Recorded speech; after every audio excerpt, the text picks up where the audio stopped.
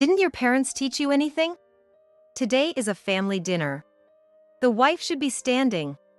While I was resting in the room, my husband, John, kicked me in the back. I fell to the floor with my smartphone. I was relieved that I managed to protect my stomach, but anger soon welled up. This is unacceptable. I have a baby in my belly. What if something happened? Could you take responsibility? You're making a big deal out of just a small kick. Anyway, Sarah, it's all your fault, isn't it? Skipping out without my permission. If you can't listen, then we can just get divorced. If you can live on your own, that is. Laughing so that the relatives in the living room couldn't hear, my husband started chuckling. Normally, I would have just been laughed at and said nothing. But today was different. I was determined. Fine. Let's get divorced. But you'll be paying a hefty alimony. Plus I know your infidelity. My husband's eyes widened at my unusual attitude and the word infidelity. How much can you mock a person? I know everything. John, you will regret this. No matter what, I will make sure of it. My husband froze for a moment but then burst out laughing, clutching his stomach. Hey, Sarah, what are you talking about with alimony and infidelity? You shocked me with such a sudden thing. Is this your way of getting back at me for scolding you? How petty. You can't even come up with something better than this. That's why you're a useless wife. Oh, he laughed. Well, I'm going back. Make sure you understand the basics of being a wife. Feeling pleased, my husband arrogantly started to return to the living room. But just after leaving the room, he bumped into my father. My father didn't say a word but stared at him with his lips tightly pressed. There was a definite anger flickering in his eyes. Oh, hello. What brings you here? Oh, are you here to check on Sarah too? I understand your concern. It's her first pregnancy. I was also worried when Sarah suddenly disappeared, so I came to check on her. Please, go ahead. I'm done here. Take your time. My husband lied with a smile, not changing his expression. Well, he did come to check on me. But to mock me. Such a rotten man. But my father wouldn't fall for such a trick. My father silently took out his smartphone from his pocket and showed the screen to my husband. John immediately began to twitch. On my father's smartphone was my face. Yes, my father's and my smartphones were connected via video call. I've seen your behavior. It seems quite different from the explanation you just gave me, John. Come on, let's return to the living room together. No need to be shy. We're family, after all. Though my father spoke with a gentle smile, his eyes remained cold. John, with a twisted smile, stood frozen, unable to say anything. He is the man who always belittled me. He never expected to be outsmarted by me. John, unable to resist, was dragged back to the living room by my father. When I arrived in the living room following them, the atmosphere was tense. All the relatives, including my mother and John's parents, were staring in confusion at John, who was being held by the collar, and my father, who had a quiet fury in his eyes. As soon as I arrived, my mother's gaze shifted to me. Though she didn't speak out of respect for my father, her eyes were asking, "What's going on?" I smiled calmly and made eye contact with each relative. It was the signal that the stage was about to be set. The relatives seemed relieved, thinking the situation was about to be resolved, but they were mistaken. What was about to unfold was chaos. They were going to face unbelievable truths, and I wanted them to stay until the end. Ladies and gentlemen, I have an important confession to make. Ever since I got married, John has been bullying me. Just a moment ago, he kicked me in the back during a family dinner, telling me I shouldn't be sitting. He kicked me. Even though I'm pregnant. But apparently, it was my fault for resting without his permission. I was just prioritizing my unborn child. The relaxed faces of the relatives instantly turned tense, and they all widened their eyes. After staring at me as if trying to bore holes into me, they slowly turned their gazes to John. He was still being held by the collar, his eyes darting around. It seemed he still hadn't grasped the situation. The relatives looked at each other, whispering. Did she just say bullying? That John? Really? I've known him since he was a kid, and he was always such a good boy. But look at her father. He hasn't said a word. He looks really angry, doesn't he? What on earth is going on? Everyone returned to their confused expressions. It's only natural. John never showed his true colors in front of the family. To them, he remained the pure boy they remembered from childhood. Now, I'll gradually shatter that image. Everyone, please look at this video. I took out my smartphone and held it up in front of the family. I pressed the play button, and the video of John and me began to play on the small screen. Sarah, are you seriously planning to serve me this terrible food? What's with this thin soup? It doesn't have any flavor. I bet you didn't even bother to make a proper broth and just dissolved some tomato paste in water, right? There's a saying that too many cooks spoil the broth, but with such terrible soup, it seems the opposite. Here, have some. Oops, I accidentally poured it on your head. Well, it suits you. Get out of here, you're an eyesore. The video continued with scenes of John bullying me. At first, the relatives watched the screen in stunned silence, but after a few minutes, they were in a panic. My God! That John? Such phrases were flying around. Amidst the chaos, John's parents calmed everyone down. They knew the situation would become more chaotic if everyone talked at once. John's parents asked for permission to speak on behalf of everyone about the bullying and then turned to John again. John, even after seeing this video, I still can't believe it. No, part of me doesn't want to believe it. But is it true that you've been treating Sarah horribly? Answer honestly. We're your parents. What you've done affects us too. We have a responsibility as your parents. John's eyes darted around, and he briefly glanced at my father. My father, with a stern expression, was watching John intently. You could feel the intense determination in my father, as if he wouldn't miss a single word John said. If John were to spout even a single lie here, my father would immediately bare his fangs. John, realizing he had no way out, dropped his shoulders in defeat. I'm sorry, Mom, Dad. It's true that I was harsh on Sarah. I've been really stressed out at work lately. Ever since my new boss took over, everything has changed. Of course, that's normal when you're working, right? But this boss doesn't appreciate any effort and blows up over the smallest mistakes, often yelling at me in front of everyone. I couldn't handle the stress, so I took it out on Sarah. It was terrible of me. Sarah, I'm sorry for taking advantage of your kindness and treating you badly. Dad, everyone, I'm sorry for causing such a scene. He spoke in a trembling voice, with tears welling up in his eyes. Seeing John's contrite demeanor, the relatives' eyes filled with pity. Both sets of parents looked pained as they shed tears and looked at me and my father. We are deeply sorry that our son has caused such distress to Sarah. We don't expect easy forgiveness. But now there's a new life growing inside Sarah. As you can see, our son is genuinely remorseful, so please, show some compassion. John's mother choked up and dabbed her eyes with a handkerchief. Some relatives, influenced by this, began covering their faces as well. Such compassionate people. They must have truly loved John from the bottom of their hearts. What a pity. John ruined all these beautiful tears. Ladies and gentlemen, I'm sorry to interrupt your moment, but John is lying. His mistreatment of me wasn't because of work stress. What? Then why did he treat Sarah so badly? Yes, it's true he did something horrible to Sarah, but he's not the type to insult someone without reason. There must be a reason. His parents still seem to hold on to a shred of hope for John. It's understandable. To them, he's their only son whom they raised with great care. I can imagine how they feel, especially now that I'm carrying a new life inside me. But that doesn't mean I can forgive John. For the sake of my unborn child's future, I need to nip this problem in the bud.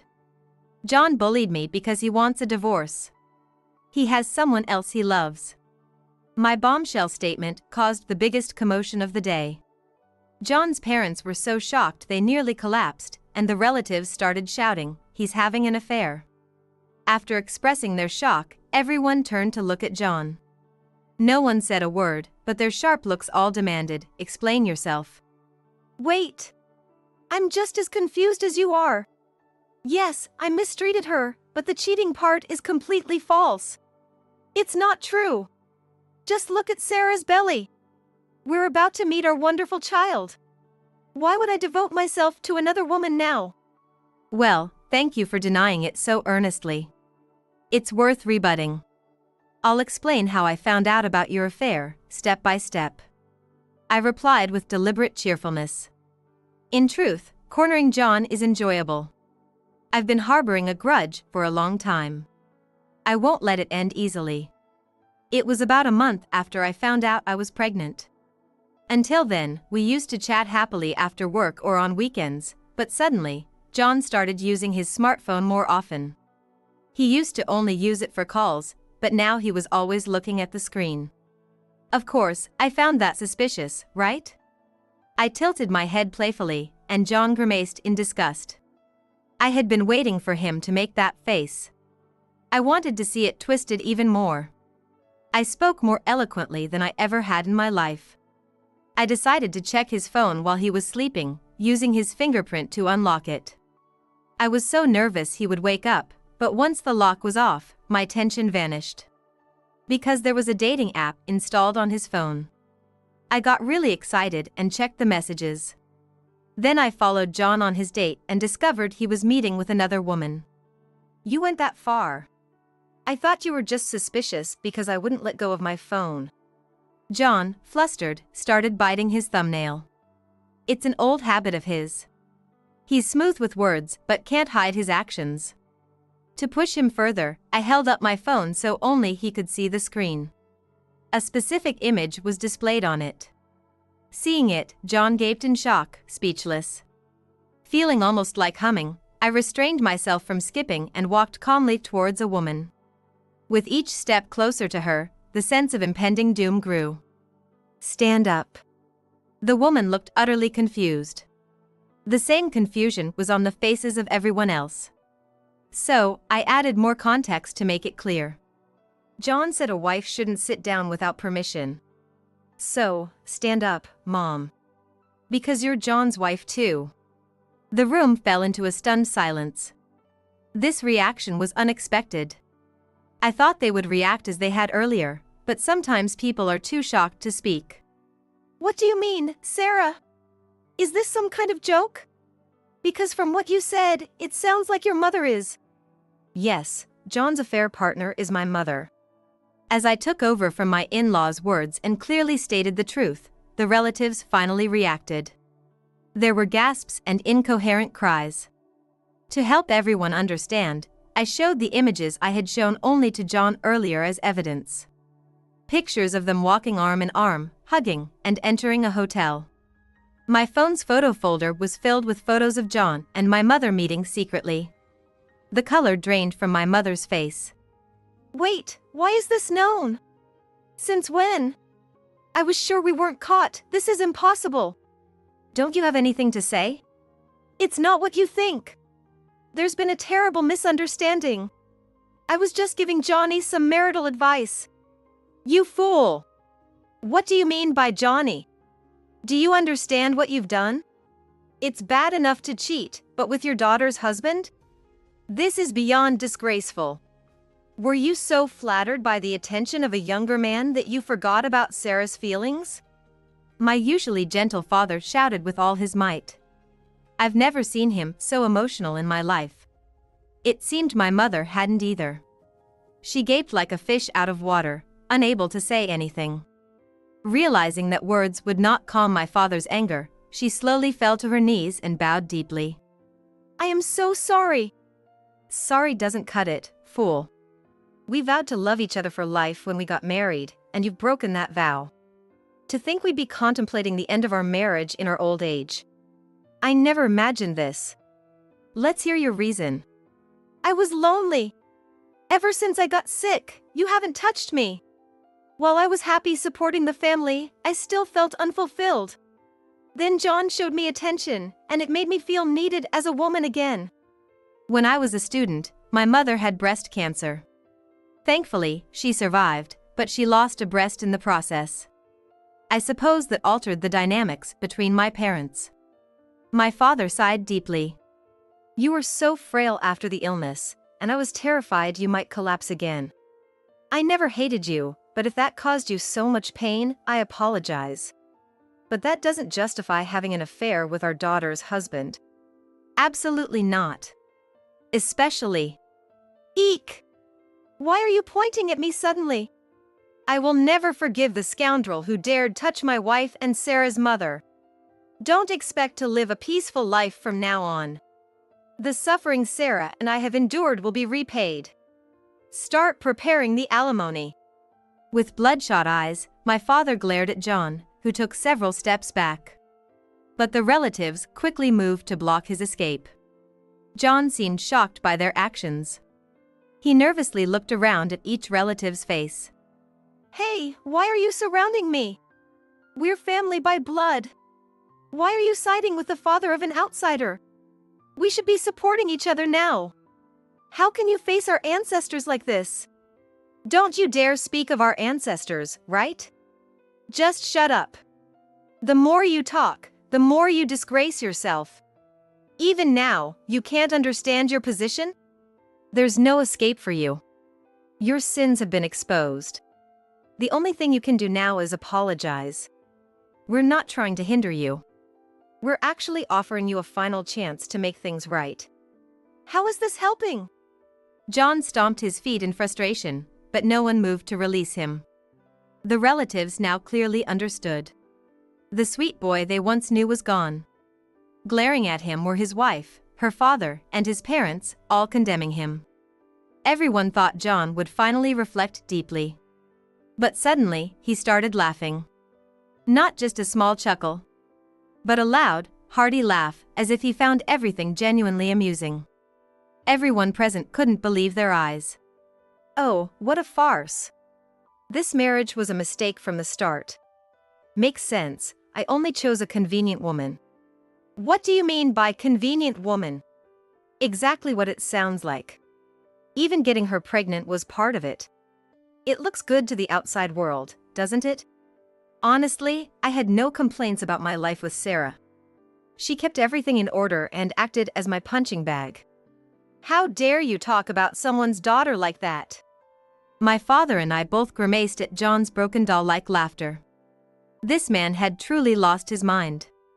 But this marriage, if I had to describe it in one word, it would be boring. Sarah did everything I said, no highs or lows. Just a flat, monotonous life. So, I decided to seek excitement outside. The dating app was one of those attempts. And guess what? I hooked up with her mother. It was purely by chance, and that made it even more thrilling. Playing the master at home and manipulating the mother-in-law outside. Greeting the family head at her place with an innocent face, it was exhilarating. At that moment, a sharp slap echoed through the room. A moment later, a warm pain spread across my palm. John, who took the slap on his cheek, still wore that sickening smile. But I was only seeking thrills, not love or anything noble. So, if you want to punish your mother, go ahead. I won't stop you. Watching a withered woman ruin herself by sleeping with her daughter's husband is quite a sight. Shut up! You scoundrel! My wife did something unforgivable, but it's not your place to judge her. That right belongs to me and my daughter. Don't act tough now, old man. You're just mad because I slept with your wife. Even if there were circumstances, it's your fault for not keeping her. You're to blame. I can't take this anymore. Shut that disgraceful mouth of yours, you shameless scum. My father-in-law's outburst triggered the relatives, who stood up in fierce protest. Everyone's faces turned red with rage, almost steaming like boiling lava. John's blatant insolence was so outrageous that it made my head spin with anger. I felt a bit dizzy and reached out for something to hold on to. My mother-in-law quickly noticed and handed me a chair. The kindness of the relatives was the only solace in this situation. People say humans are ultimately alone, and it's true. Even my parents, who gave birth to me and raised me, are siding with outsiders over their own son. What a cruel world. Anyway, I'm done with you all. My wife and kid are useless to me now. Bye-bye. Making thumbs-up signs, John bid a mocking farewell. I lost all interest in him. It wasn't hate or anger anymore. I realized that spending even one more second on this man was a waste. I remembered the saying that the opposite of love is indifference. I calmly handed John the divorce papers. Fine. Let's divorce as you wish. But you'll pay child support and alimony. You're such a boring woman to the end. I don't care about being boring. Thanks to that, I can cut ties with a weirdo like you. Isn't that great? Let me ask you one last time. Are you sure about this divorce? If you regret it later, it'll be too late. Regret? What is there to regret? Stop being pathetic, it's a turn-off. John snatched the divorce papers, grabbed his belongings, and left his parents' house. As the storm passed and the living room fell silent, my mother wept quietly. She had sought happiness as a woman but ended up being used by my husband, leaving her more hurt than before. While I couldn't forgive her betrayal of my father, that didn't mean John had any right to hurt her. As my father said, it was up to our family to decide what to do with my mother. Clutching a handkerchief soaked with tears, my mother bowed her head to the floor again. I'm truly sorry, Sarah. I was a fool. You and your father are my real family, and I should have cherished you the most. I've lost everything because of a moment of weakness. I won't make excuses. I'm ready to accept any punishment. Having made such a grave mistake, we can no longer be husband and wife. You must take responsibility as a parent. I am divorcing you. Take some time to reflect on yourself. Yes. Thank you for everything. My mother also packed her belongings and left the house. I doubt we will ever meet again. After dealing with my mother, my father turned to the relatives and said deeply, I apologize for the trouble my wife has caused. I'm deeply sorry for ruining this meal. We will arrange another gathering at our expense. No, there's no need for that. We should be the ones apologizing. Our son did something unforgivable to your precious daughter. We're truly sorry to you as well. Our son will be held accountable. Rest assured, the alimony and child support will be paid without fail. We're very sorry, Sarah. Please, you shouldn't shed tears over someone like him. Don't worry too much. A man who loses his way will face a fitting end. While the relatives stood in shock, I, knowing the full story, smiled warmly. Later, I received the divorce papers from the court.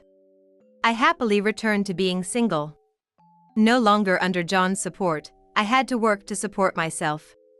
However, with the baby as my priority, I now earn my income by doing computer-based work from home. I rented a place not too far from my parents' house, so my father could come over if anything happened. One day, while walking through town to buy a new computer for work, I ran into John by chance. Sarah? Is it really you, Sarah? Oh, thank goodness. Now I can finally feel relieved. Hey, Sarah, help me out. In a crowded street, a disheveled man was clinging to a pregnant woman. People passing by shot glances at us. It might be fun to shout that he was a pervert. But this was the grand finale of my revenge. I decided to listen to him in a different place to see if everything had gone according to plan. So, you seem pretty frantic. What's going on? It's a disaster. Everything's gone to hell.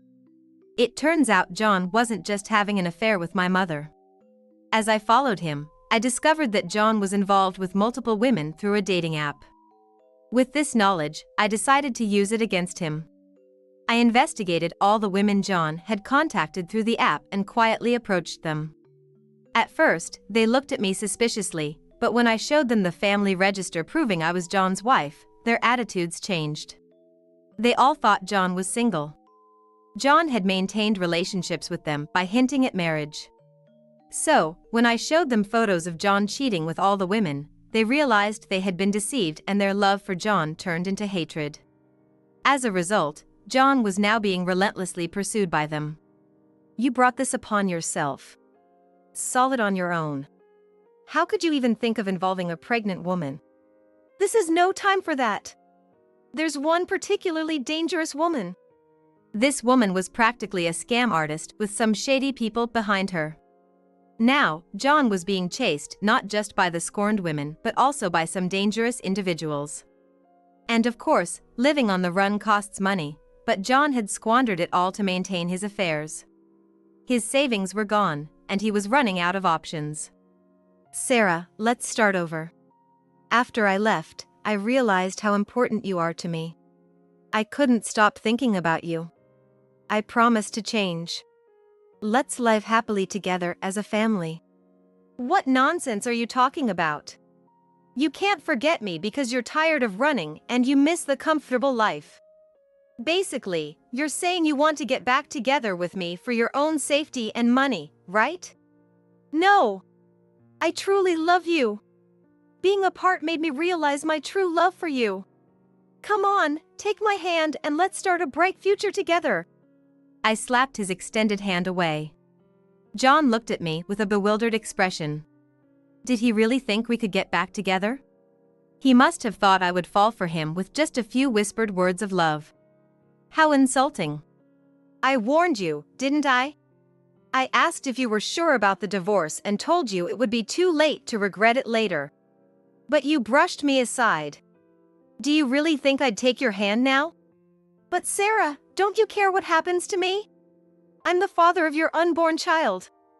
Don't you dare call yourself a father. What have you ever done for this child? You hurt me just to save face. That's something I can never forgive. You've also betrayed my father, my mother, and all our relatives. There's only one thing I want from you, to regret this for the rest of your life. I will make sure you do, because I'll be watching you until my wish comes true. With that declaration, I left John standing there in shock. This was the end of one chapter. Being pregnant made this all quite challenging. From tomorrow, I won't think about John anymore. I vowed to live my life focusing solely on my child while seeing the sunset. After that, John was completely cut off from all his relatives, leaving him with no one to rely on. Rumors of the divorce and his infidelity spread at his workplace, making it untenable for him to stay. He was eventually fired due to increased absences from his runaway lifestyle. Of course, with such a bad reputation, finding a new job will be difficult. Losing his source of income, John's future looks bleak. It's exactly what I hoped for. As for me, sometimes I recall the recent chaos and feel deeply depressed, partly due to the pregnancy. But I have my dependable father. Whenever I reach out, he rushes to me and listens calmly to my troubles. I am truly grateful to him. I want to include your name in my baby's name. Do as you wish. There's nothing that would make me happier. Later, I gave birth to a baby girl. When I handed my daughter to my father, who rushed to the hospital, he gazed at her with eyes full of warmth. Even as an adult, causing him trouble with my marriage and divorce, I am glad I could finally make him proud. Though he modestly said, "I didn't participate much in raising you," I know he has been reading several parenting books to learn about modern child rearing. I'm sure he'll be a wonderful grandfather. I want to be a good mother to my child. Just as my father showered me with love, I want to do my best to love and make my child happy. I gave birth to a healthy baby girl. Give me a $5,000 baby shower gift. We're besties, right? Kelly, my best friend who I hadn't heard from in 3 years, suddenly got in touch. I was absolutely flabbergasted by her words. What? You got married? Yeah, I did. As I asked in surprise, Kelly replied cheerfully. I was about to congratulate her when she said, "Actually, The reason you guys never had kids must be because Michelle lacks sex appeal, freezing. Simon, my ex-husband, and they had a child together. Michelle? You're coming, right? Kelly's triumphant voice reached me as I fell silent on the phone. There were so many things I wanted to say, like when did this happen, or you never even bothered to contact me before, but I knew responding would play right into Kelly's hands. So, I took a deep breath and calmly responded. Sure. I'll come with my husband, the lawyer. And so, John and I headed to her house. Little did anyone imagine that Kelly reaching out would lead to such upheaval in her and Simon's lives.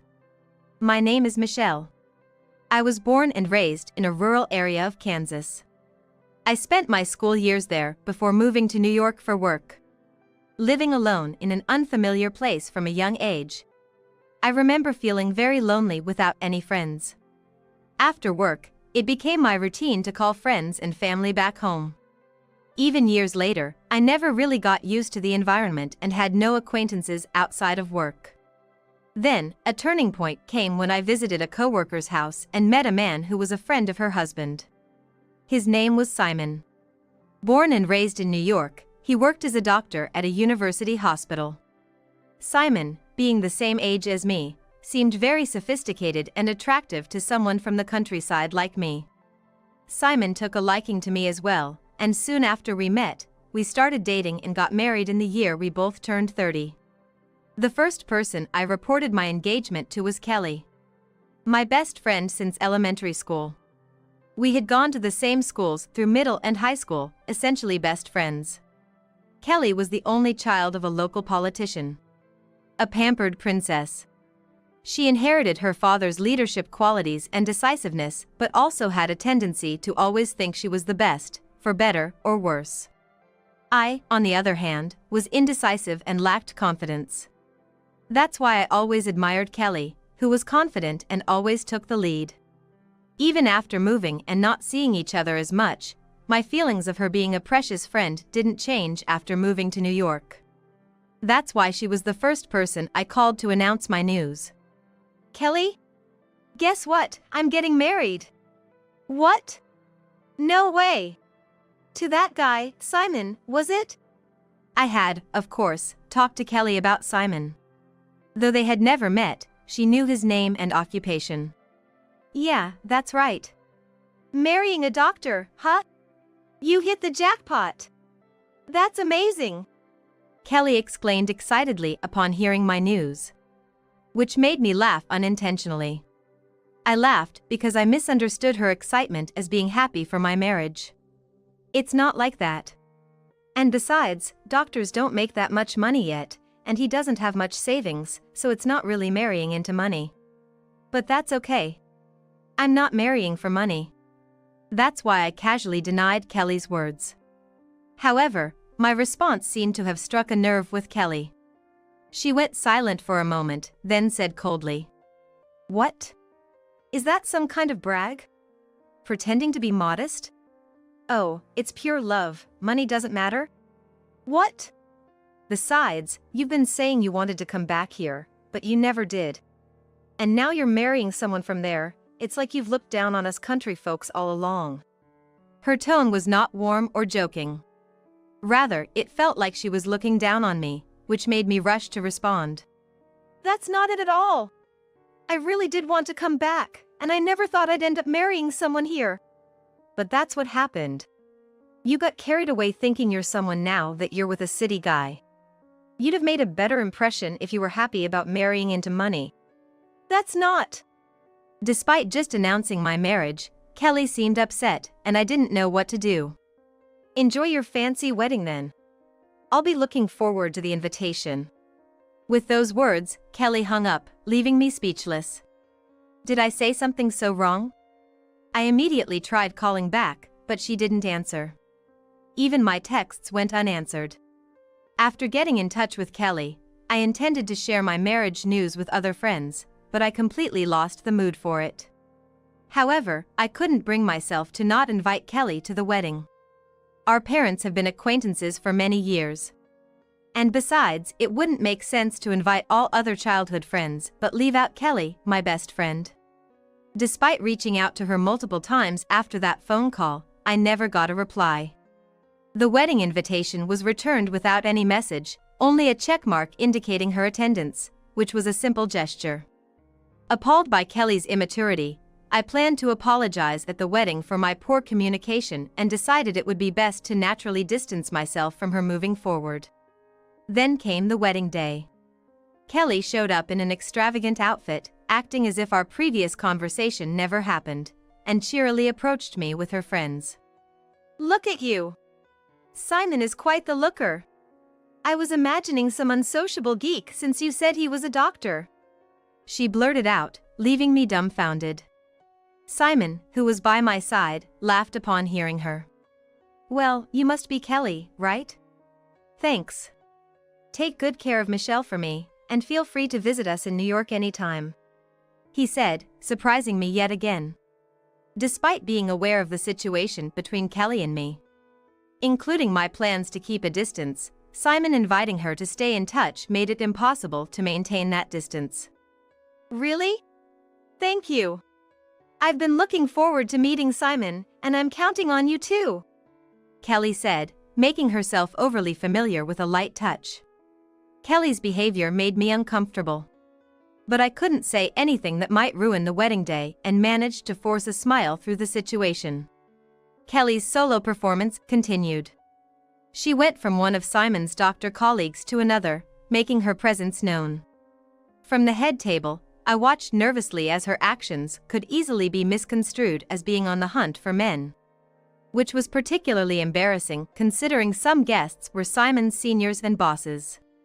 Having my friend act inappropriately towards my husband's colleagues was the last thing I wanted on our wedding day. I was drained by the end of it. But the thought of not seeing Kelly for a while brought me a bit of peace. However, my peace was short-lived. Michelle! I'm here for a visit. Kelly started coming to our house once a month, insisting on staying for at least 2 nights each time. Simon, you're so funny. It's fun for me too when Kelly visits. They would start their drinking sessions, leaving me to clean up afterwards since I don't handle alcohol well. Naturally, preparing snacks and drinks also became my responsibility since Kelly wouldn't bring anything. After a year of this routine, I expressed my feelings to Simon. I'm thinking about asking Kelly not to come over anymore. It's a burden on you to always be entertaining, and honestly, preparing the guest room and shopping is hard on me. To which Simon responded, It's rare for a friend to come visit from her hometown just to see you. Don't say things like that. I'm okay with it, so let's keep welcoming her.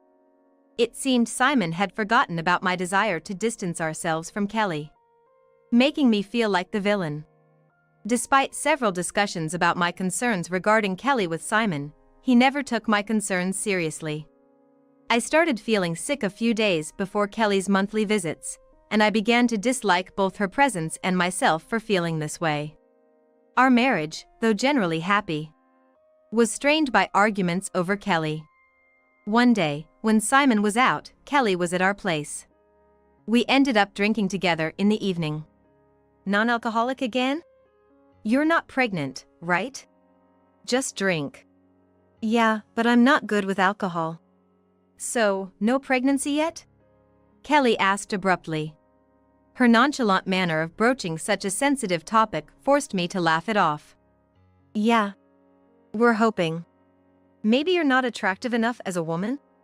You better hurry up before it's too late for a safe pregnancy, she said, laughing as if it was a joke. Annoyed by her rudeness and the implication that attractiveness had anything to do with it, I snapped back. What about you? You're the same age and not even married, yet you're quick to judge others? Huh? What's that tone? You think you're better than me because you left the countryside? I didn't say that. Without anyone to stop us, our argument escalated. Kelly, as if ready to pounce, slammed the table. Don't get too cocky just because your husband is a doctor.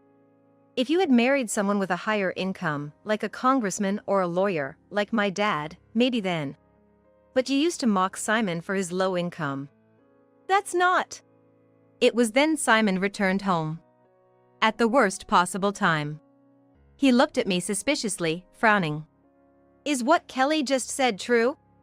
You've been mocking me for my low income? Yes, that's right.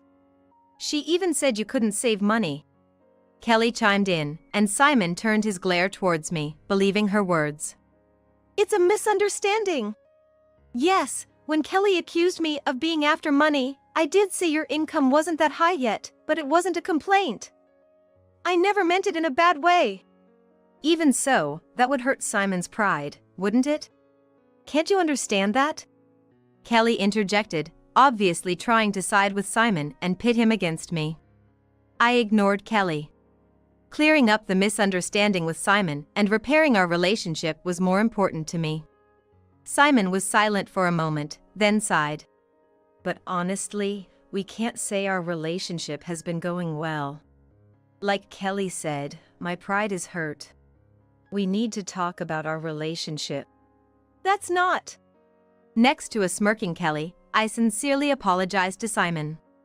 I told him I didn't fall for him because he was a doctor and that my feelings for him were genuine. However, Simon only said he was disillusioned with me. Eventually, we ended up divorcing. I tried to prevent it, but Simon's feelings wouldn't change. So, for his new beginning, I reluctantly accepted the divorce. 3 years had passed since our divorce was finalized. I had no contact with Simon or Kelly during that time. Some friends asked why I wasn't in touch with Kelly either, but after witnessing the crisis in my marriage and seeing Kelly side with Simon, I couldn't bring myself to contact her. Then one day, a call came from Kelly's number, which I had saved in my phone. Hesitantly, I answered. How have you been? I was taken aback by Kelly's unchanged demeanor after 3 years. I gave birth to a healthy baby girl. Give me a $5,000 baby shower gift. We're besties, right? She said, shocking me. What? You got married? Yeah, I did. Kelly replied cheerfully. As I was about to congratulate her, she said, actually, the reason you guys never had kids must be because Michelle lacks sex appeal, freezing me in my tracks. Huh? I, and even Simon, are happy to see Michelle after so long. That's when I realized. Kelly had somehow ended up marrying Simon and they had a child together. Michelle? You're coming, right? Kelly's triumphant voice reached me as I fell silent on the phone. There were so many things I wanted to say, like when did this happen, or you never even bothered to contact me before, but I knew responding would play right into Kelly's hands. So, I took a deep breath and calmly responded. Sure. I'll come with my husband, the lawyer. What? So you married Simon, meaning you're living here now? Oh. Yeah, we're living in New York. Great. Then give me your address. I'll come visit. I continued, taking Kelly by surprise with my response. After getting her address and avoiding further questions, I quietly ended the call. A month later, on the weekend, I decided to visit the address Kelly gave me. I hadn't asked when the baby was born, but if she contacted me right after the birth, the baby must still be a newborn. Considering it might be a difficult time, I waited about a month before visiting. On the way there, I spoke to my husband, John, who was driving. Sorry for the trouble, especially on your day off. John shook his head with a smile. No worries at all. Actually, I had remarried about a year ago. We met through a popular dating app. John might not be considered conventionally handsome, but he's a very kind person. We hit it off right away after meeting.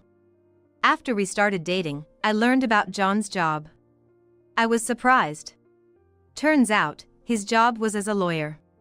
John had left the profession and income fields blank because he wanted to meet someone who saw him for who he was, not for his job.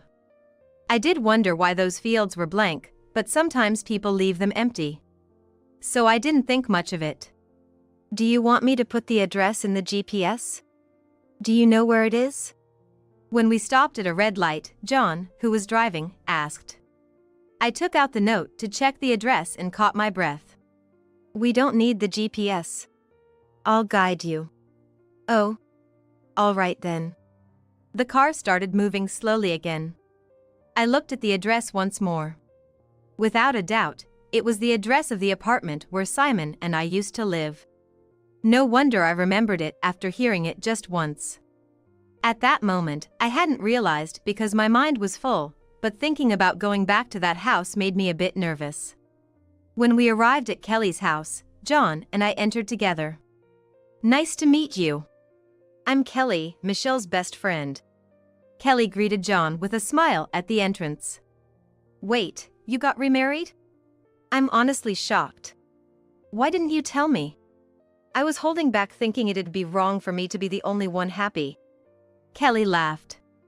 Holding back? Did she feel a bit guilty for marrying Simon and having a bit of happiness? If that was the case, I wish she had just told me. I asked with a wry smile. When did you get married, Kelly? I had no idea you two were a thing. About 1.5 years ago? We ran into each other by chance. Kelly said without making eye contact. Entering my old home after a long time felt strange. It seemed Simon wasn't home. Which I was honestly relieved about since I didn't want to meet him. Kelly was feeding the baby milk and asking John what he liked about me. I thought it was none of her business, but since John answered politely, I didn't join their conversation and instead glanced at a shelf. There were many photos of Kelly and Simon. Among them were photos I had taken when Kelly used to visit every month. There were also photos of them going out together and of a pregnant Kelly. Looking at them, I wondered how, if they had only reconnected 1.5 years ago, there were no gaps in the photos. There were photos that looked like they were taken in spring, in summer with short sleeves, in fall, and in winter looking cold. And the hair color changes. Considering the photos I took over 3 years ago, there seemed to be no 1.5 year gap. Could it be that they were dating even while I was married to Simon? Such doubts arose. And as if confirming those doubts, memories of their closeness and atmosphere came flooding back. Once I started thinking about it, I couldn't see it any other way. I slowly turned around. And I recognized the look Kelly gave John, filled with anger. Like an animal that had found its prey. Worried she might try to take John from me too, I confronted Kelly with a stern voice. Kelly, don't tell me you stole Simon from me? At my words, Kelly visibly shifted her gaze. Then, unexpectedly, she burst into laughter. You've been looking at those photos and came up with that story? Don't laugh, answer me. To think you didn't notice until now, you're really foolish. But, thanks to that, Michelle, you got to meet John, right? It turned out well, didn't it? Kelly admitted it casually. I was furious, but seeing the small baby in Kelly's arms, I couldn't bring myself to scold her and bit my lip instead. Besides, in the end, you preferred a lawyer over a doctor, right? That's why you divorced Simon so easily. Her words made me incredibly frustrated. I never chose Simon or John based on their professions. Meeting John was indeed a happy turn, but that's a different story. After divorcing Simon, I went through a really tough time, couldn't eat, and blamed myself for what went wrong. And to think, it was because Kelly was involved with him all along, they were mocking me together.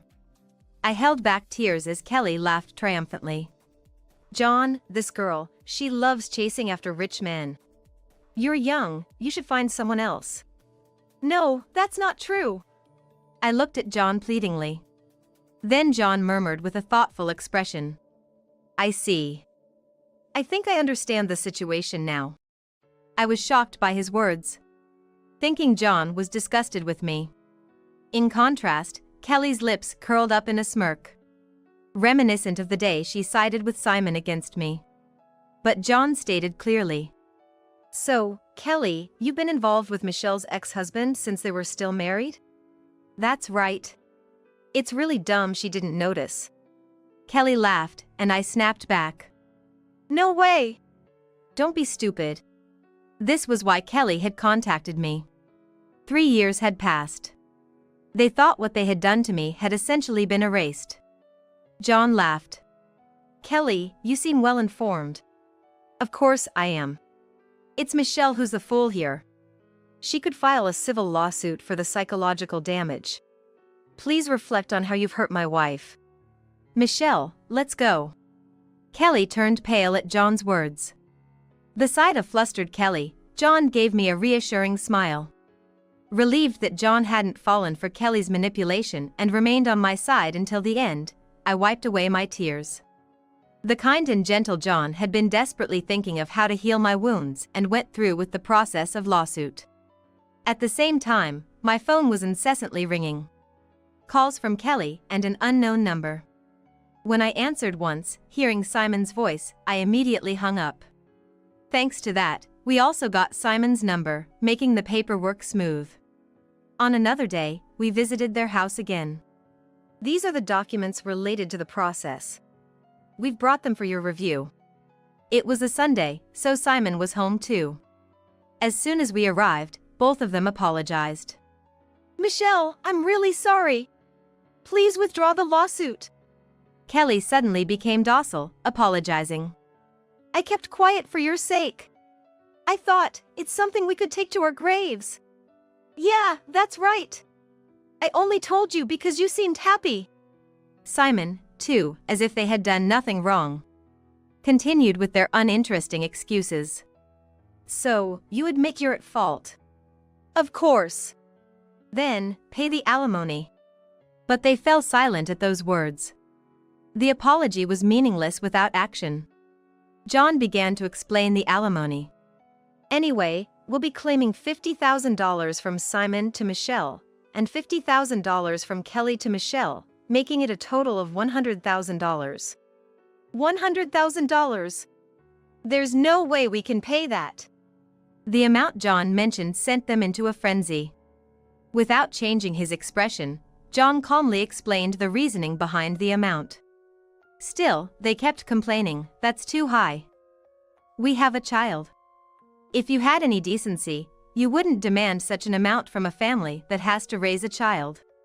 If they had any decency, they wouldn't have interfered with a friend's marriage or pursued a friend's husband.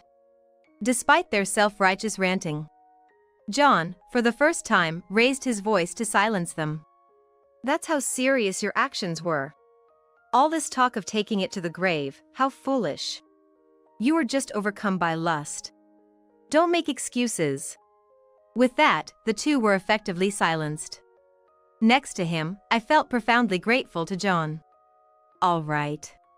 Simon murmured quietly. Wait, Simon. Are you serious? Where are we supposed to get that kind of money? I'll figure out my part. You can borrow from your parents. What? There's no way I can do that. As they started to argue among themselves, it was clear that Simon had the income as a doctor. Kelly, on the other hand, had no income.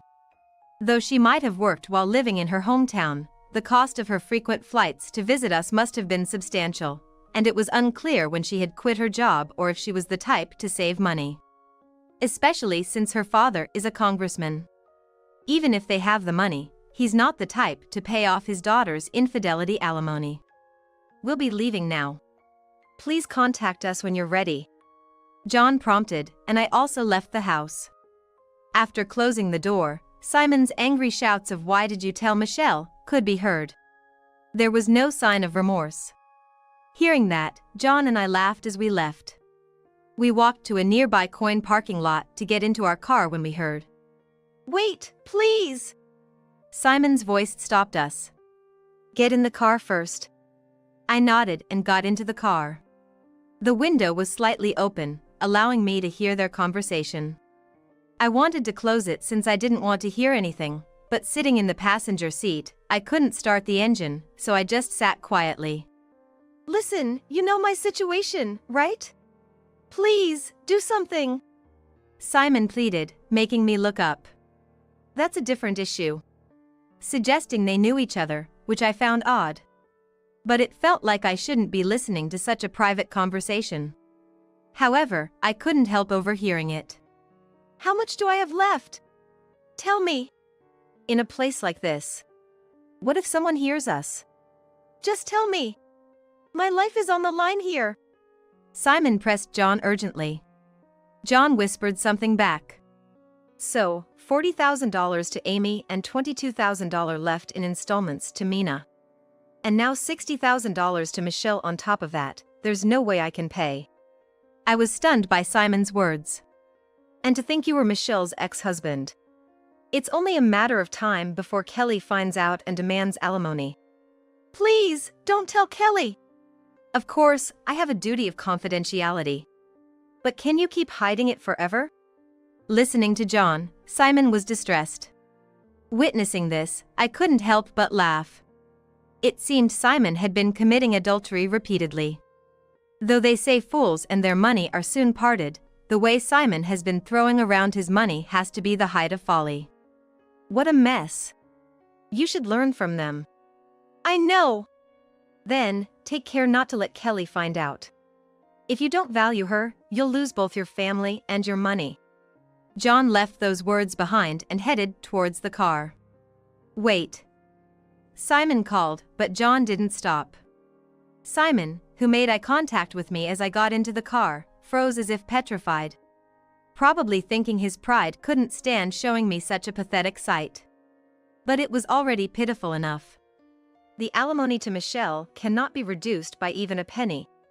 Please take care.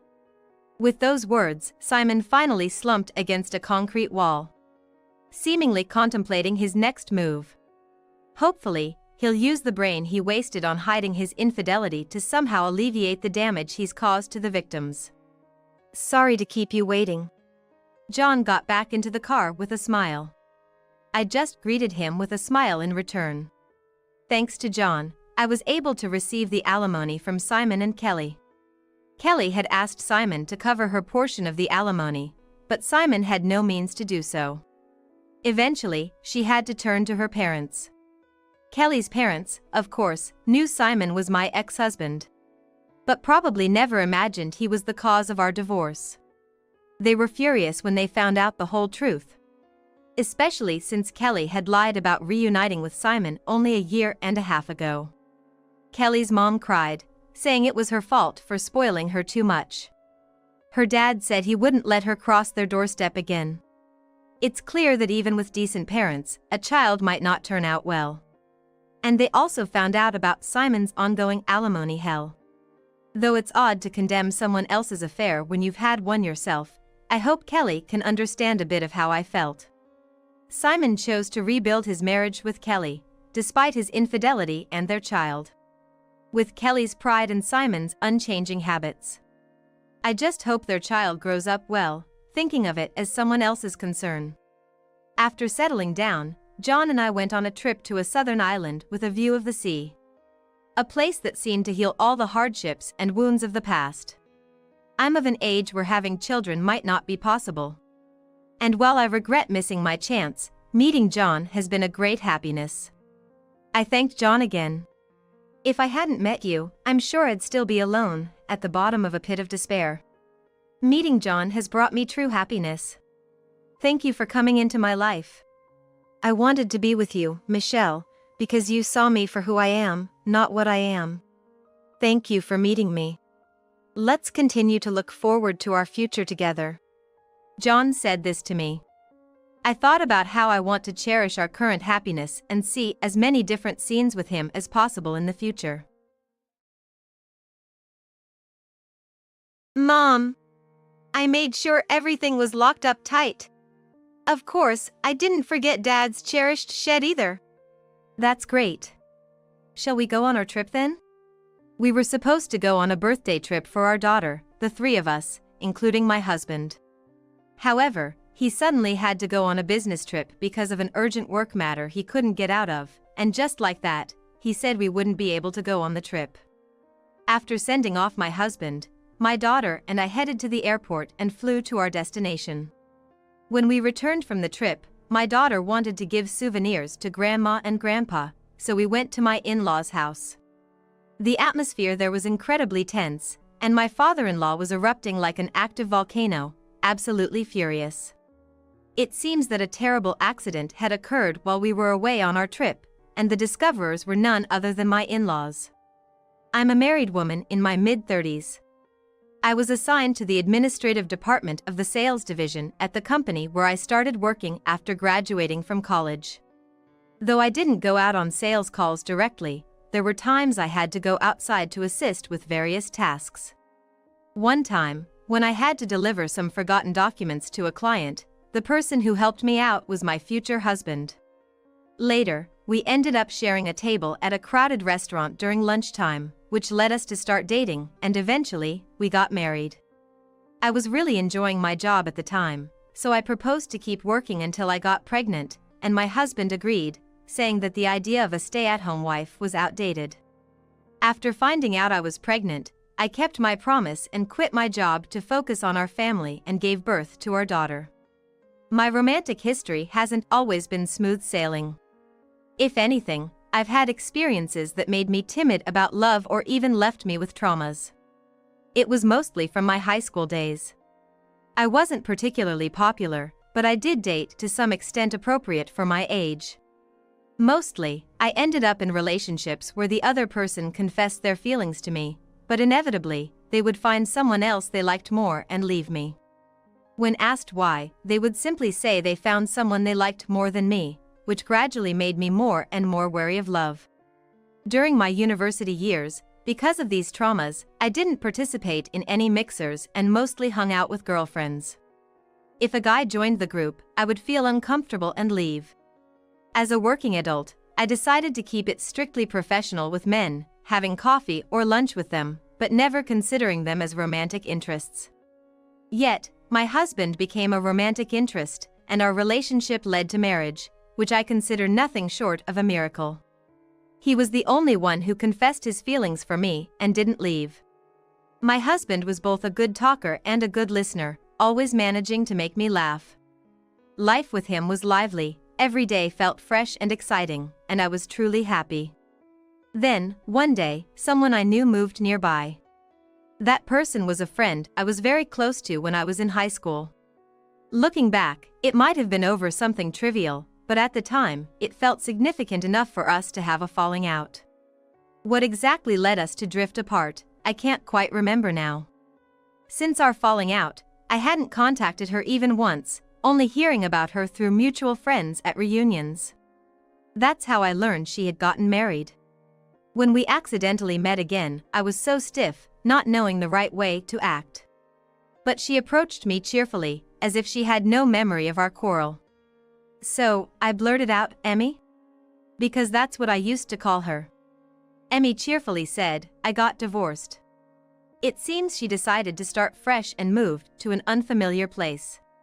She brightly shared that she's now making a living through part-time jobs. Can you believe running into someone I know here? I'll be honest with you, I was really feeling scared and vulnerable. I'm not used to being alone. I remembered how Emmy always had people around her, always lively. So, I impulsively said, "We're neighbors now, come over anytime." Little did I know, this would lead to something else. Emmy quickly came over, saying she bought some trendy pastries to share with my family. At first, she came over when my husband wasn't home, during weekdays, but gradually, she started saying it was lonely to eat alone and began staying for dinner. Eventually, she got on well with my husband, and before I knew it, she was frequently visiting when my husband was home. Our house was always filled with conversation and laughter. Having Emmy around, and seeing how my husband was friendly towards my friend, I felt truly grateful. However, I started to notice that the closeness between my husband and Emmy was becoming unnatural. Even from a woman's perspective, Emmy is beautiful, and she has a way of talking to anyone without any barriers. In high school, she was adored by both upper and lower classmen, and even teachers liked her. She was the kind of person who could befriend anyone. I don't think there is any ulterior motive, yet my husband blushed and acted all smitten around Emmy, sometimes touching her more than necessary. I can somewhat understand a man being charmed by Emmy's looks, but my husband has a wife and child right in front of him. What's with that behavior? My suspicion only grew. Emmy began visiting closer to the evening. Half the week, she was having dinner with my family as if it was a given. But I started making excuses, ensuring she left before my husband came home. Sometimes, I'd forcefully suggest, "How about we have lunch together," to get her out of the house. Initially, Emmy was okay with it, but gradually, she started asking, "Do you have a reason for not wanting me in your house?" And avoiding my husband became increasingly difficult. Despite not wanting my husband and her to get close, I found myself making up reasons to refuse her visits. Things changed after she started coming over. My husband has been into DIY since before we were married and always said he wanted his own shed in the backyard once we tied the knot. A shed wasn't feasible, so we settled for a large storage container that doubles as a workshop. He would spend almost all his days off locked away in there, immersed in his hobby. He brought in a big sofa to lounge on, but he never shooed me or our daughter away. In fact, he'd get passionate about his projects or work on them together with her. Our daughter enjoyed watching things come together so much that there were times she wouldn't leave his side. But recently, he's been chasing her away with a "stay out of the shed," looking furious, and locking himself in.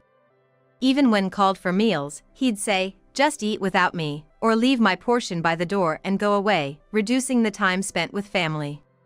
He avoided meeting my or our daughter's eyes, and she began to be scared of him. When he was home, she'd hide in her room.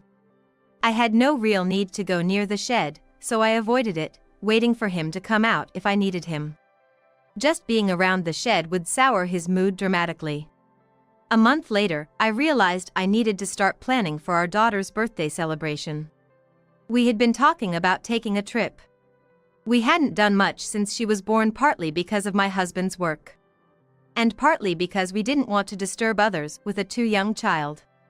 Now that she's grown into a considerate and kind child, I was thinking of splurging on a longer stay than just one night. That meant I might need the large suitcase we used before we were married, so I headed to the shed. I tend to take good care of my belongings, so it would still be usable, despite not having checked it for years due to its storage. My husband had warned me to stay away from the shed, but he was at work today, so it should have been fine. However, as I approached, I heard strange noises coming from the supposedly empty shed. Could it be a burglar? I wondered, peeking through the small window to check, only to find my husband and Emmy in the midst of an intense affair. It felt disgusting, like being forced to watch a cheap adult movie. Of course, the shock that my husband and Emmy were in such a relationship hit me hard, but deep down, I wasn't entirely surprised by his behavior considering recent attitudes. I had naively thought that since Emmy was a close friend, she would reject any advances from my husband. The betrayal by Emmy shook me more profoundly than the distrust towards my husband. When I peeked, their affair seemed to be ending, and they lay side by side, naked, chatting and laughing as if nothing had happened. She seems clueless, doesn't she? Given her trauma with love, I'd say she's pretty dense.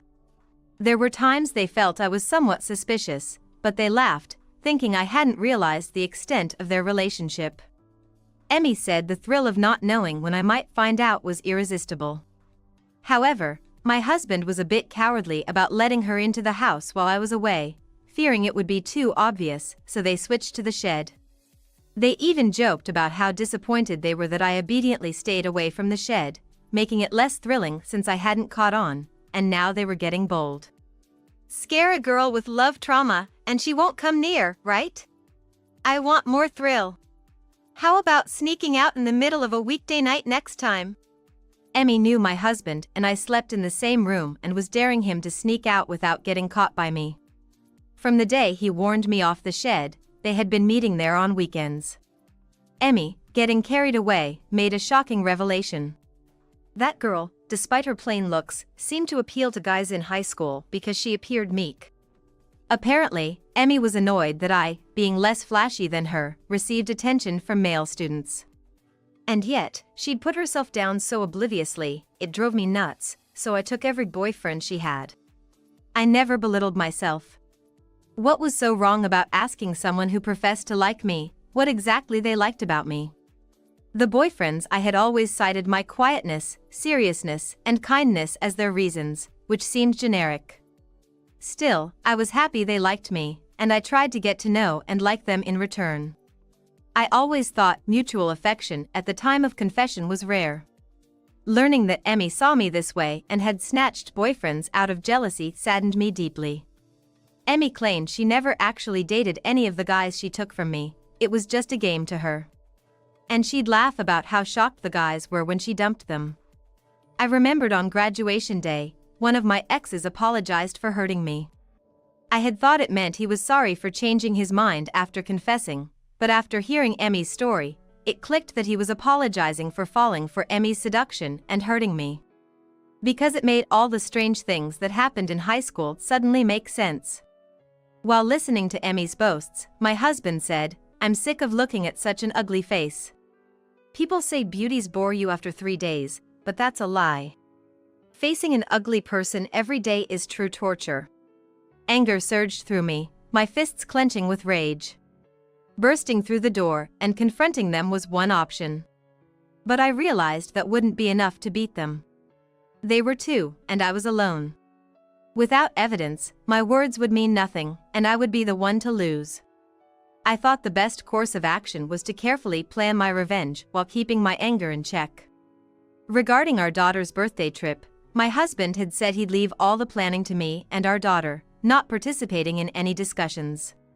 Moreover, he decided not to join us, citing an absolutely unavoidable work commitment on the day of our daughter's birthday, saying he couldn't take the day off. His insistence on the unavoidable work made me realize he was probably planning to meet up with Emmy.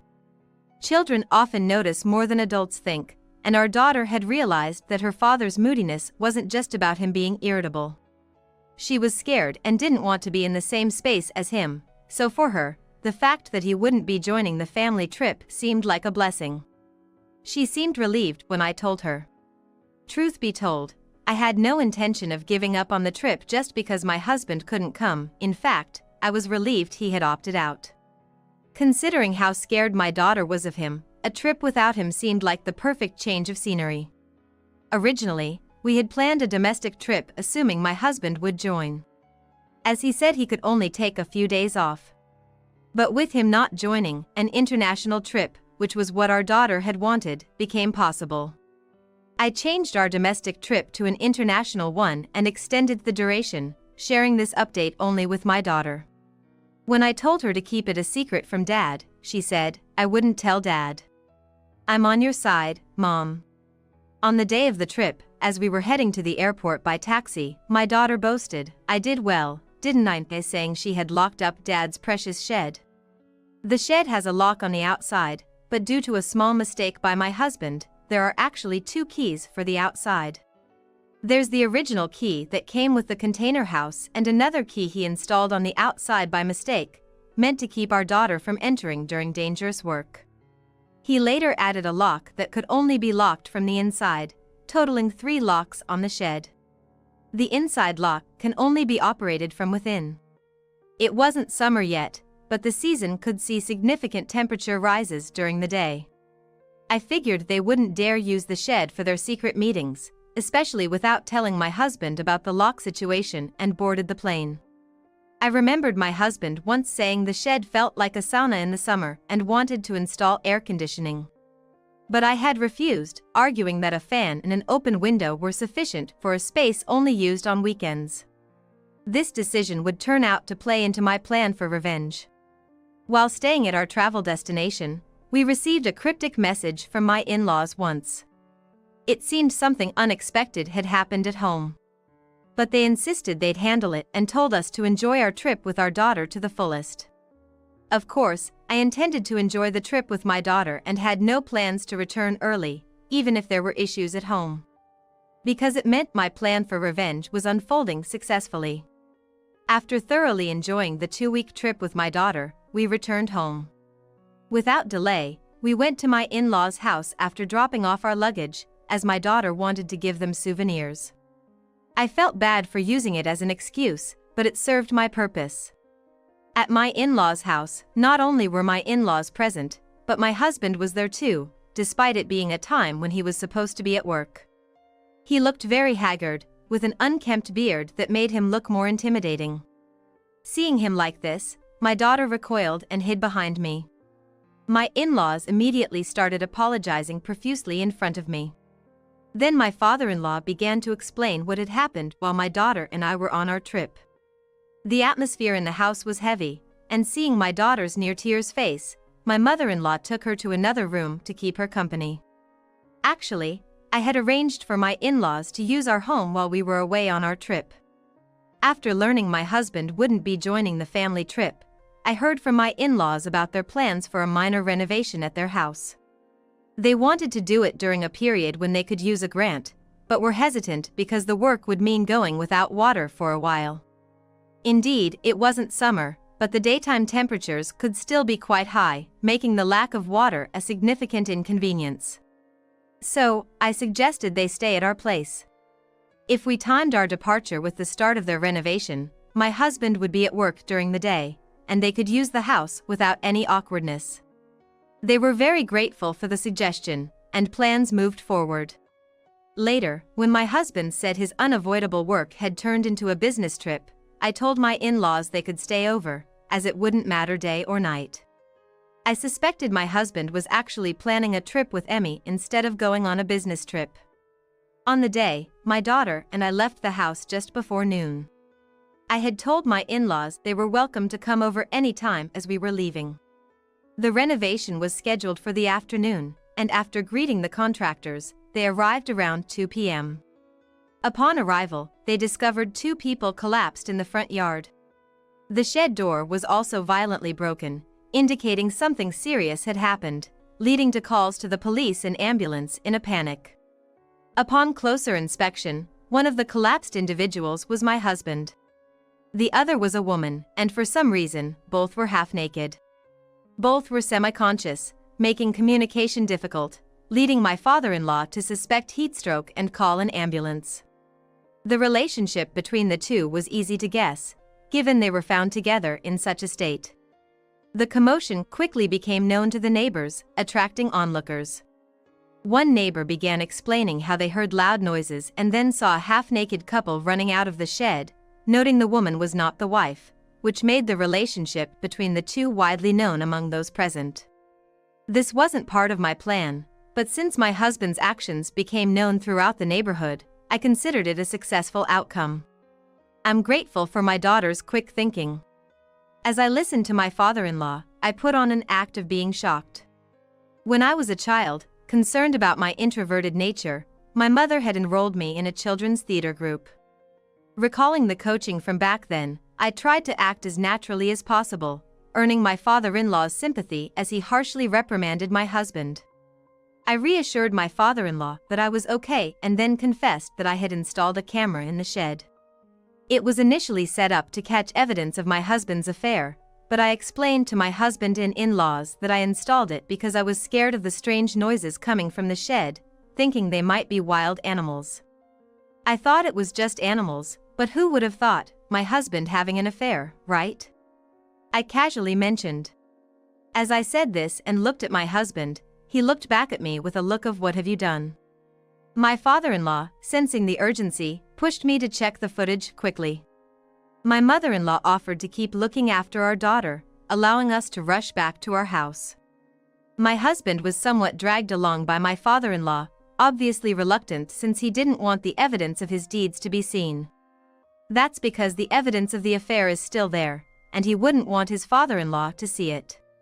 However, when we reached the shed, he began to throw a tantrum like a 3-year-old. My husband protested about privacy invasion and suddenly feeling dizzy, and when those excuses weren't accepted, he just yelled about it being irrelevant and that he didn't want this. I thought to myself, if you're doing something that you don't want seen or known, then you shouldn't do it in secret. He had enjoyed the thrill of possibly getting caught, so shouldn't he have been prepared for the possibility of getting caught? In the end, my husband couldn't stand against my father-in-law's force and had to enter the shed. My father-in-law has been practicing martial arts since he was young and still goes to the local dojo to teach kids. My physically inactive husband had no chance against him. The camera in the shed captured my husband sneaking back into the yard and into the shed after saying he was going on a business trip. The camera was discreetly installed not just inside the shed but also at the entrance to catch anyone unnoticed. Once inside, Emmy was already there waiting.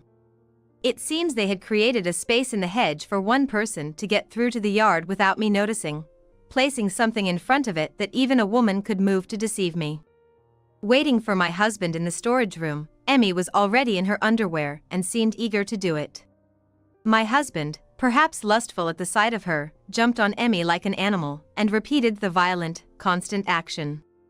There was a moment when their activity abruptly stopped, captured by the entrance camera, showing my daughter approaching the shed. Despite being engrossed in their actions, they seemed sensitive to any sounds. They could have waited for us to leave for their secret meeting, but choosing to meet while we were still home was part of the thrill they sought, I suppose. Once my daughter moved away from the shed area, they resumed. They probably hadn't considered that my daughter might lock the padlock from the outside. Later, the camera installed at the entrance recorded the sound of a taxi arriving and my voice calling to my daughter, "Let's go," clearly audible. This must have reached the ears of the two inside because, as the taxi drove away, the camera inside the shed captured them stopping their intimate actions and attempting to leave the shed. However, footage showed my husband's confusion as the door wouldn't open, and Emmy peering out through the small window, trying to figure out the door's situation. Even the slim Emmy seemed to struggle to exit through the small window because her shoulders got in the way. Unable to determine the door's condition and growing increasingly frustrated, my husband's tone became aggressive. "If that's the case, you can just dislocate your joints and squeeze through that small window. You're a man, act like it." What? Wanting to feel the thrill and hiding before my wife leaves was your idea, not mine. I wouldn't be in this mess if I hadn't gone along with your thrill-seeking. The bickering that ensued between them, now far from their earlier affectionate behavior, had me struggling to hold back laughter. Trapped in the sealed shed, the temperature inside was rising rapidly. Unable to find a way out and without a key, the pair were sweating profusely, resembling people stuck in a sauna. Dehydrated from sweating, their risk of heatstroke skyrocketed, seemingly leading to the condition's onset. Both my husband and Emmy must have had their phones on them. They could have just called for emergency services while dressed, I thought. It seems people's judgment falters when they engage in guilty pleasures. My father-in-law seemed to have expected something like this, but facing the reality was different from just suspecting it. My husband, already facing a stern rebuke from my father-in-law, could only shrink smaller under his fiery wrath. I became so concerned that my father-in-law might collapse from his excessive anger that I found myself worrying more about him than the situation at hand. I was so busy trying to suppress my laughter that my body shook.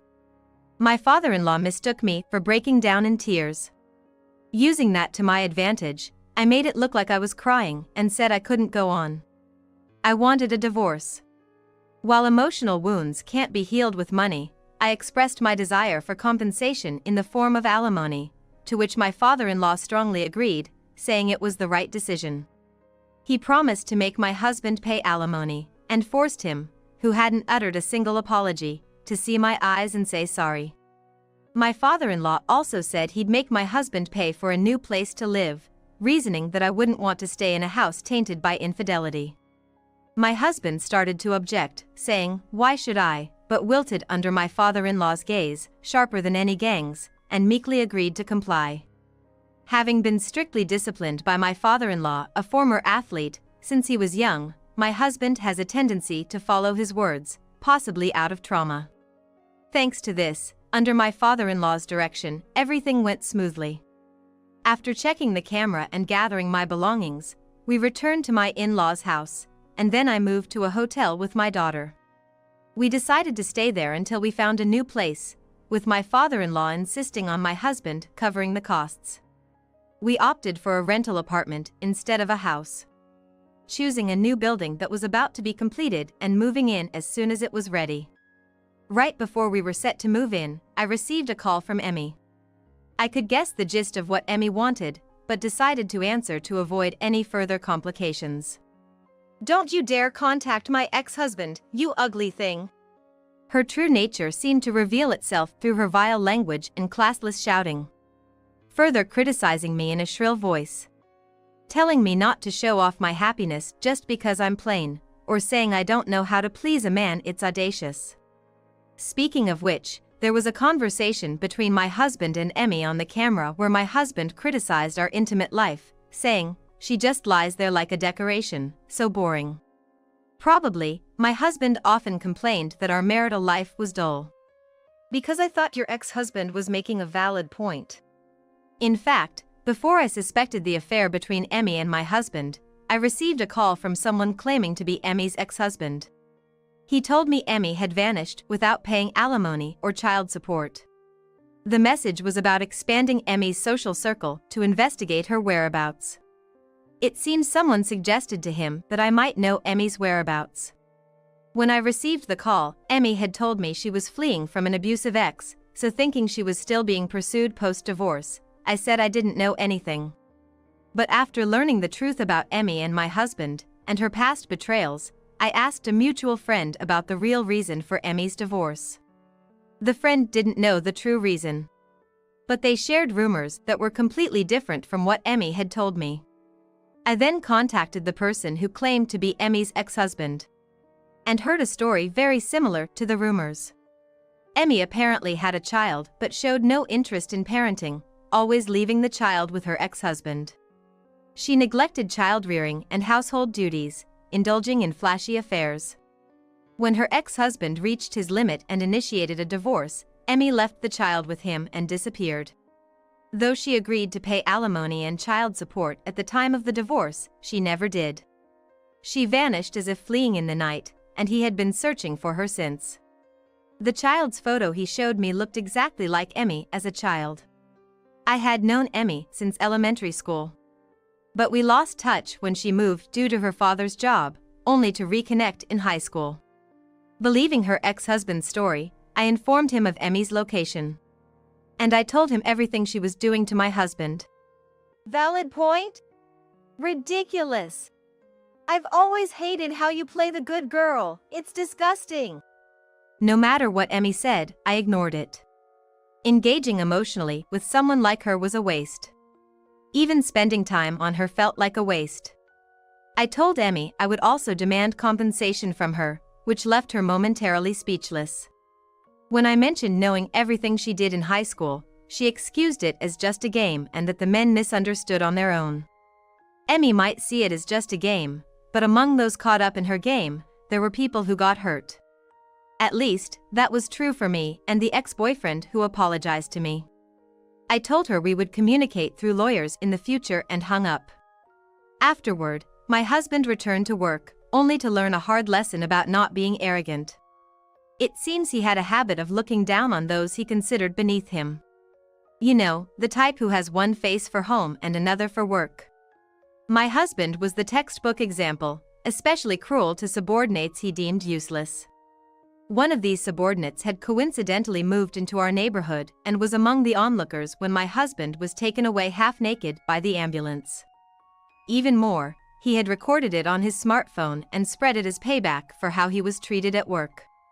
With the solidarity of other similarly mistreated subordinates, the spread of this video was incredibly fast, and naturally, the news of the affair became widely known.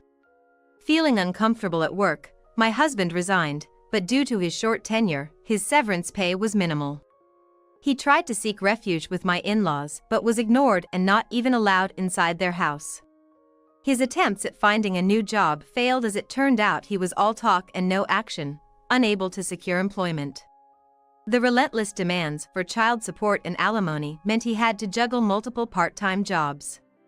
I heard he's now in a position where he's being told he's less useful than a student part-timer, the very words he used to say to his subordinates. As a result, he keeps hopping from one job to another, unable to hold down a steady position.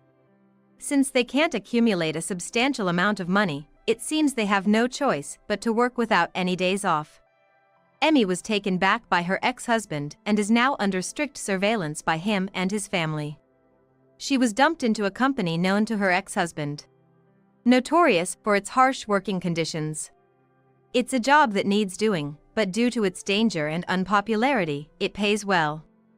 Given that few people manage to stay long, it must be an environment more challenging than one can imagine.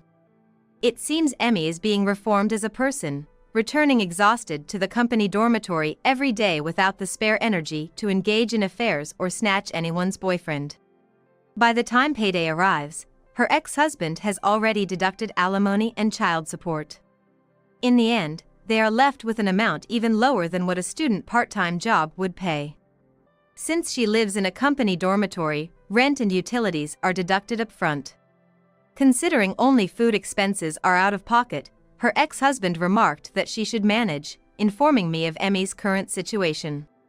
A few days later, I was notified that Emmy had attempted to escape due to the harsh conditions. But her movements were constantly monitored, and she was quickly found and brought back, receiving a severe reprimand that seemingly broke her spirit. Since then, there's been no sign of her trying to escape, and I've heard she's become quite submissive. My daughter and I have started a new life in our new home. Separated from my husband and knowing she wouldn't have to meet him unless she wanted to, my daughter has gradually returned to her cheerful self, stabilizing emotionally after the turmoil caused by my husband's behavior. Actually, I've always enjoyed obtaining certifications, and during my college years and even after getting married, I acquired several through distance learning. One of them has been particularly useful in job transitions. Though I became a stay-at-home mom after getting married and giving birth, I worked from home as much as I could. Now, I've decided to work full-time at an office. I might make my daughter feel a bit lonely, but I believe she'll understand. From now on, it's just the two of us, side by side, living a happy life, I told her. My daughter confidently replied, "I'll protect Mommy." It seems this ordeal has taught my daughter something profound. I've vowed to live each day to the fullest to protect my daughter's smile.